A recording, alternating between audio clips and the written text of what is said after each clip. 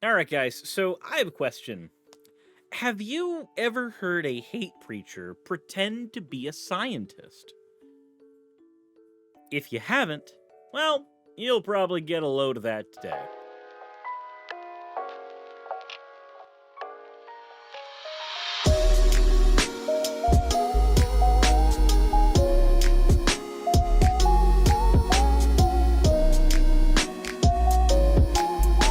First bit here is from Avalon of Babylon. Very rough draft because my tablet is charging. Blame Volpine. Apparently, Volpine Tyrant said, Suris was thinking that offering Washer and Dryer Coon cottage cheese, they would let him snuggle up after getting in a fight with Raz. What? Why am I being shipped with appliances? Why am I giving them cottage cheese? Just go away. Salem with an S. Hey, just saw the swimsuit slime Suris for the first time a few days ago, and I thought it was super cute. So I just had to make fan art. Complimentary slime Suris with a complimentary Ara. Ara, you fucking degenerate. The next one we have here is from Rosie Goggles. I decided to draw Nick Fuentes running away from the Suris manhammer. You know, the likeness is very, very keen. I can't tell the difference. But, you know, I guess that's as far as it needs to go. As always, everybody, thank you all for your fan art submissions. If you want your fan art to be shown in a future video, the best way to do so is to drop it into the fan art section of the Discord. With that said, if you haven't subscribed already, hit the bell notification icon, or even checked out the Patreon, you should definitely do all of that fun stuff. Maybe even toss a like on the video. With that said, let's go ahead and get into it. So apparently, Pastor Kent Christmas had some very interesting things to say about vaccines that I think we should all take a listen to. Here, let's go ahead. Maybe I should turn him up. This is what's happening right now on the earth. Okay, maybe I should really turn him up. I've got this volume control thing, right? I can just right there. This is what's happening right now on the earth, and you can call it conspiracy or whatever you want, but I'm telling you, the enemy is still trying to alter the DNA of human beings. What? Okay, so in Christian theology, the enemy is always Satan, some variation of Satan, but trying to alter the DNA of the human species. Can I just take a moment to ask? What would be accomplished? Does altering the DNA of the human species change our ability to be saved by God? Does altering the DNA of the human species make any significant change in how we perceive ourselves, deities, each other? If no, then why? The only reason you would say that is because people are scared of change, and saying alter our DNA is change at the most fundamental level. It scares people. It's a tactic for fear. That's all this is. But let's continue. And it's been scientifically proven that the Supreme Court just ruled, it wasn't in major news, but they just ruled that the vaccine cannot be labeled as a vaccine because it alters the genetic DNA of human beings. I'm gonna need a source for that. I'm gonna need some way to prove that. So a vaccine that cannot change DNA, that's not a function of a vaccine, it's not something within the scope of what a vaccine can do. Gren Graven, thank you for the owl. Tylo, thank you for redeeming your points for an you fucking degenerates. And Hexlock, thank you for the 2 subscriptions. But aside from the obvious citation needed, I would like a source for that. Elsewise, we'll consider it debunked. Aside from all of that, let's just talk about what a vaccine is. There's 2 major types of vaccine. There's the vaccine that is created with a dead culture or a muted culture of the virus. And then there are vaccines that are created using mRNA, where our body constructs a facsimile of the virus via a spike protein. The COVID vaccine is an mRNA vaccine, which I know is really scary. It sounds like DNA. It sounds like something that you shouldn't be putting in your body because you hear NA and it sounds like DNA, so automatically it's terrifying. But can we talk about how they work? The COVID vaccine literally puts mRNA in your system. It floats around in your system. Your body takes that code and says, I know how to read this. I know what to make with it. And your body uses that mRNA as a guide, and it constructs a spike protein that looks, acts, and operates like COVID does. And it looks at that spike protein and then goes, oh, Jesus, holy fuck. Oh, God, this thing is actually kind of nasty. What the hell have I done? And then it does what is called the primary response. Your body's primary immune response is to catalog information on a virus while trying to throw whatever it can at it. The secondary immune response that your body has is one where it looks at the data it has on a virus it has seen before and understands, I know how to handle this. I know what to do. I know how to save you. I know how to protect you. I know what this virus is weak to, and I know what to do to get rid of it. The point of introducing a muted version of a virus to the body, as they were with older vaccines, was to let your body do the primary response in a more controlled environment so that the secondary response could be garnered much quicker without your body basically being in the middle of a battlefield against a virus or any other infection. An mRNA vaccine works a little differently. As opposed to using the muted version of the virus, it creates a muted version of the virus within your own body using the mRNA. The difference here, and the reason mRNA vaccines are so fucking good and cool, is that with a regular vaccine, we have to actually grow on a mold culture, a bacteria culture, a culture of cells. We have to grow that virus to such a massive degree that we can put it in as many vaccine bottles as we can to ship off to wherever the fuck. With mRNA vaccines, we literally just have a bit of synthesized code that we can make en masse, and then we jam that into as much as we can. The only problem you run into with mRNA vaccines is they are a lot less shelf stable. They have to be refrigerated to be transported for longer distances, and the delivery mechanisms for them have to keep them safe enough from your body so that they don't get destroyed during delivery.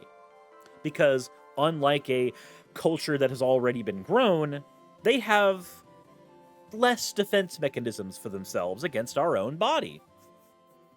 So, why does all of this matter? Well, I say this because if somebody parrots this to you, and you don't know how these two vaccines work, how they function, and you don't have information on why vaccine good versus bad, hopefully this will help you. None of that, by the way, alters your own DNA. It's literally like saying, the blueprints for your car change when I hand you blueprints to another car. Well, no. All those blueprints do is let you know how to manufacture a different car. But your car's blueprints never really change. Your car is still here. Same thing with these vaccines. But let's continue on, because there's an interesting twist here.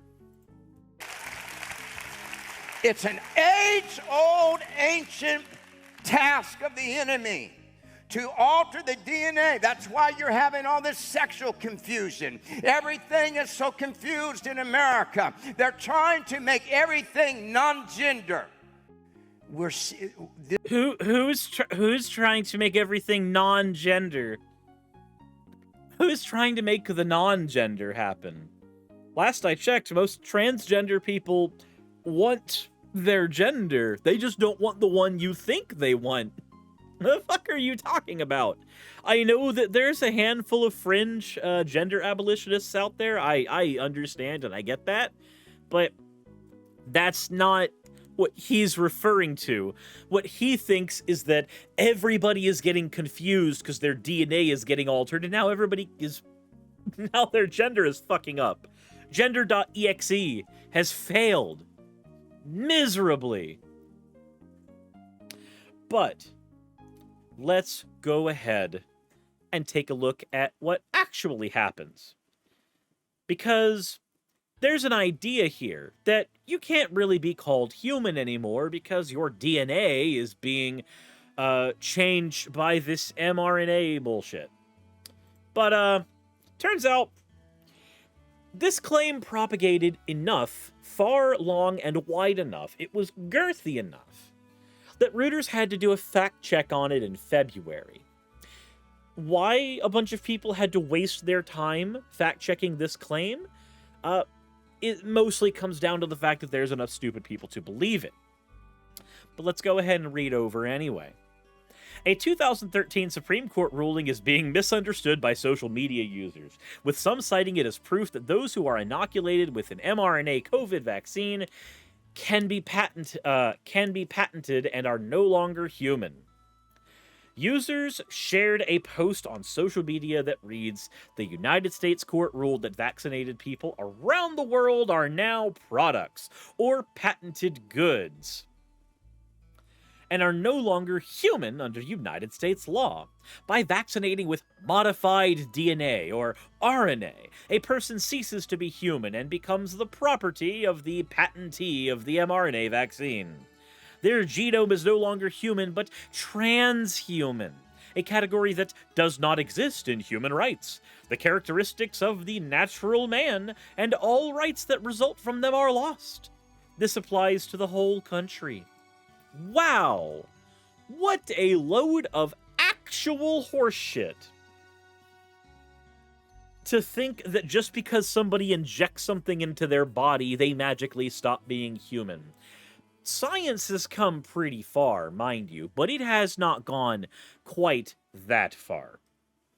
Users cited the 2013 Supreme Court ruling Association for Molecular Pathology et al.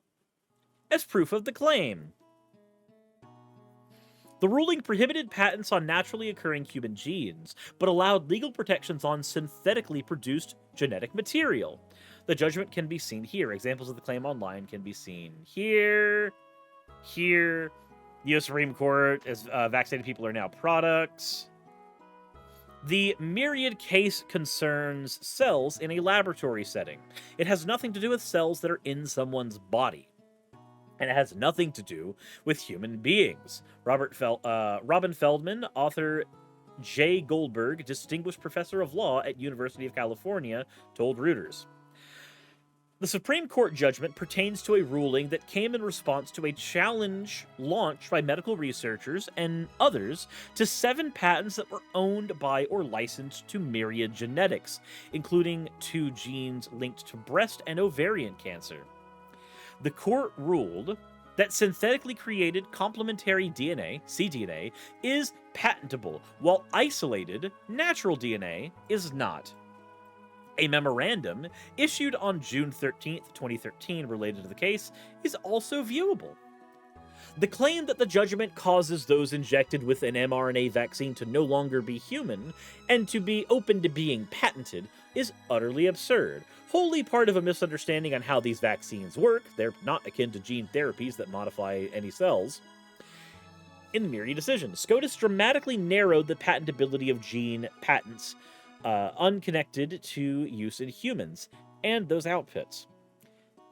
These were limited now to therapeutic applications, and are even more clearly unpatentable as subject matter. Meanwhile, being injected with a patented vaccine does not extend the patent to the recipient any more than getting a patented heart stent or pacemaker does. The U.S. Patent Act also expressly prohibits patenting human organisms. Notwithstanding any other provision of law, no patent may issue on a claim directed or accompanying a human organism. Which, of course, makes the entire fucking claim false. So not only is it false because that's not how vaccines work, but it's also false because even if it were how these vaccines were working, it doesn't change anything about you being human. Not legally, not medically. And yet, this claim will still go on. Kent Christmas and other televangelists constantly have to fearmonger, because fearmongering is how they keep people watching. They masquerade as priests and pastors when instead they are just showmen. These methods tend to culture naturally from anybody who believes in young Earth creationism or other type of bunk science. Because when you believe in certain kinds of bunk science, the likelihood that you could be convinced of other kinds of bunk science tends to increase a little bit. Note the likelihood, not the probability. These are different things. Apparently that was a bit of confusion on earlier videos of mine. Turns out that laymen on the internet who have never studied law probably should not give their opinions on law when they can't even read the documents themselves. Said more subs and don't. Oh, that was for something else. But now you've got people who know as much about science as they do about law and scripture. They know enough to regurgitate what they've seen on the passage and then pretend they know what they're saying, but not enough to actually come to an actual conclusion. Not one that is based in any kind of science, mind you. But he's not the only Kent that gets science wrong. Of course, there's also Kent Hovind, but we're not talking about him today. Not now, anyway. Elder says, reading now that apparently Dump gave the full uncensored, unredacted raid document to some right-wing agency called Breitbart, who then showed it publicly exposing the names of FBI agents involved in the raid, which obviously is a bad move and hilariously on brand. Yep. Oh, we've got a doozy of an episode when we talk about Mar-a-Lago. We've got a lot to talk about. But what do you think in regards to all this? I know for me, I used to think that the swine flu vaccine would inoculate me from getting saved by Jesus Christ, because I read the Left Behind series, and spoiler alert for anybody who hasn't, there's a moment in that series where a character named Lionel receives the mark of the beast against his will because his dad forces him to. And there's an entire question about his salvation for the longest time. Despite my mom being a more devout Christian than I ever was, well, actually no, I might have actually been more so at the height of my Alex Jones consumption days. But either way, she was the one who had to force me to actually get the swine flu vaccine because members of our family had died from it, just like members of our family have died from COVID. But I remember that terror being there. The idea that I would not be able to be saved because I had received the mark of the beast. Ignoring the fact that, there's a huge confusion between whether or not I was in the tribulation, and apparently that didn't occur to me. But I had still read plenty of documentation that told me that, yes, in fact, there was a microchip in that vaccine and it was going to fuck me right up. And I see that happening again here. It's a bunch of people falling for the same stuff I fell for when I was a kid. And it's sad. It's like when you're watching people pass around misinformation about video games that you know of.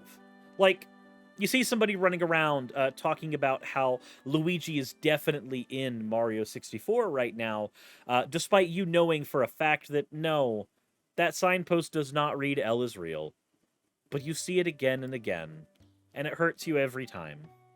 It's the same thing, except, in a way that actually impacts people's lives in a negative way, as opposed to you just cringing that everybody's falling down the rabbit hole you did once. So, but Mew is definitely under the truck. Yeah, Mew is definitely under the truck, trust me. 110%. Mew is under that truck. Right, no, please. Mew is somewhat to the left of Nugget Bridge in Cerulean City. I shit you not. He's not under the truck. But as always, let me know what you guys think. Okay, hi, Baba. Hi, baby. Let me know what you guys think in the comment section below. I know that there have been a lot of shorter episodes happening lately, and that's mainly because Subathon is going, and I'm making sure that I'm not as stretched thin as I possibly could be. But I still want to make sure content is coming out on here, both for me and for you. So let me know what you think in the comment section below. As always, hope y'all enjoy, and insert end of video tagline here.